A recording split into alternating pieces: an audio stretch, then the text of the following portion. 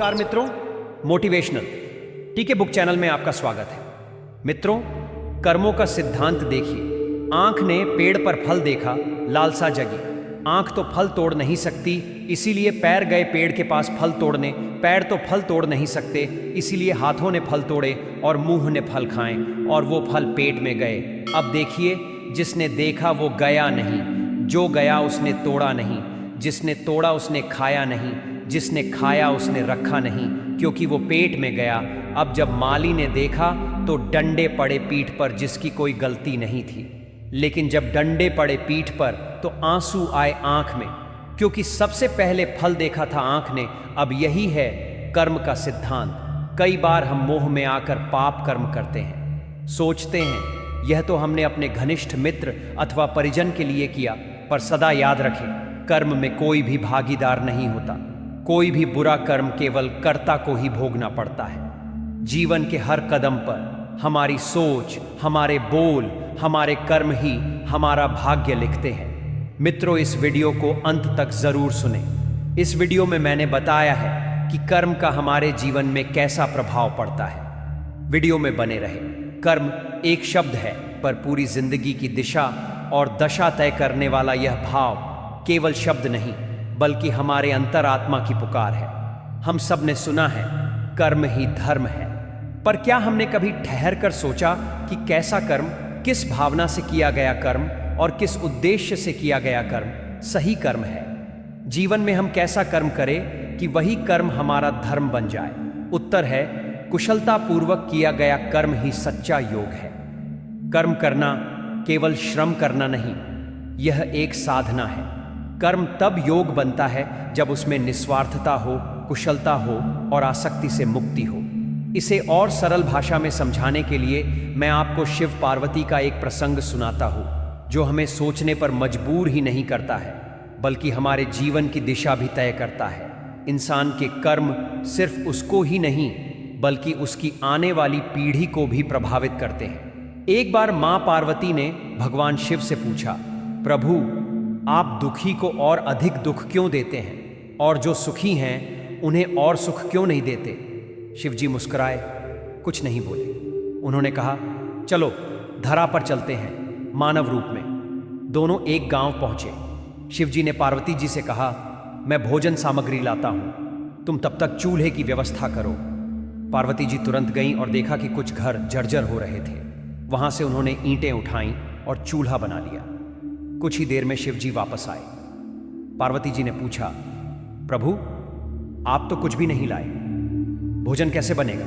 शिव जी बोले, पहले बताओ, ये ईंटें कहां से लाईं?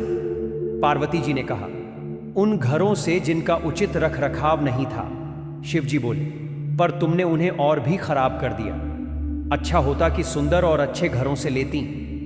पार्वती जी ने विनम्रता से उत्तर दिया, प्रभु, जो लोग अपने घर को सहेज कर रखते हैं, उनकी सुंदरता को बिगाड़ना मुझे उचित नहीं लगा।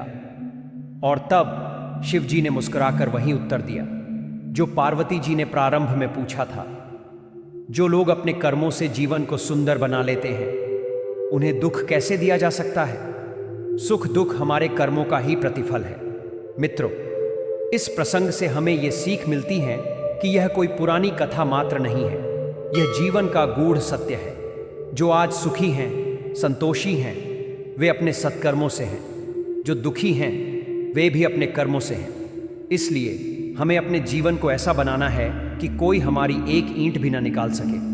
हमारे चरित्र, हमारी मेहनत, हमारी सच्चाई, यह वो नींव हैं जो जीवन रूपी घर को अडिग बनाती हैं। आज के समय में सत्कर्म करना मतलब क्या है? इसका मतलब है कि जब भी आप बिना दिखावे के किसी की मदद करते हैं, वह सच्चा कर्म है। जब भी आप गलत के सामने अकेले खड़े हो जाते हैं, वह श्रेष्ठ कर्म है। जब भी आप निराशा में भी मुस्कुराना सीखते हैं और दूसरों को संबल देते हैं, वह दिव्य कर्म है। जब भी आप अपने घर, अपने समाज और अपने देश को बेहतर बनाने में योगदान देते हैं, वह पुण्य कर्म है। अब आगे देखते हैं कि आखिर कैसे बने सशक्त कर्मयोगी, कैसे हमारा हर कर्म हमारा धर्म बन जाए। नंबर 1, नियति को दोष देना बंद करें, जिम्मेदारी लें। नंबर 2, किसी को तोड़ने के बजाय जोड़ने का प्रयास करें। नंबर 3, बिना फल की इच्छा के काम करें, फल अपने आप मिलेगा। नंबर 4, सद्भाव और निस्वार्थता से कर्म करें, वही आत्मा की तृप्ति है। आपका जीवन एक निर्माणाधीन मंदिर है। हर कर्म एक ईंट है।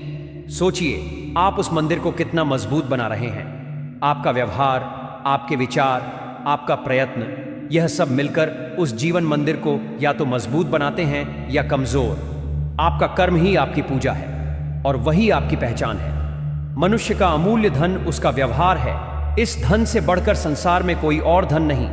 आपका हर पल सुंदर हो, इसलिए याद रखना, सही कर्म कीजिए, निस्वार्थ कर्म कीजिए, ऐसे कर्म कीजिए कि कोई आपकी ईंट भी निकाल न सके।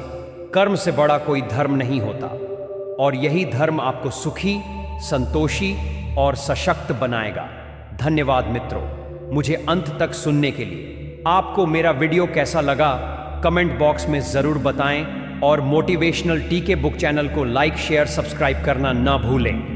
मिलते हैं नेक्स्ट वीडियो में और एक नए विचार के साथ। तब तक अपना ख्याल रखें।